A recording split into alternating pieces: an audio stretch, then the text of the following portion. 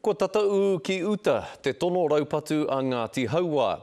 Kua waitohu whakaitanga rātou ko te karauna e tau ai wā rātou tono raupatu a tōna wā. Aha kua tō rātou whai wāhi ki te whakataunga a Waikato Tainui i ngā wā ōmua, ko tēnei tono hō e hāngai pūana ki a Ngāti Hauā anake.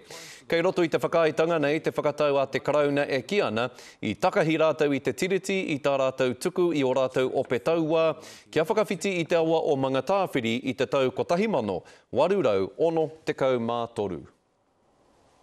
Engari ko mātou nei na hua o tēnei rā, kei te whakatutuki i o rātou awata kia hoki mai te oranga ki te iwi. Hei tā te tari whakataunga tiriti, ka hoatu he whenua karauna ki te iwi pērā i te whare kōti o Morrinsville. Engari ka mino anō taua whare ki te kāwanatanga. Te kaumātoru, miriona tāra, te rahi o te pūtea.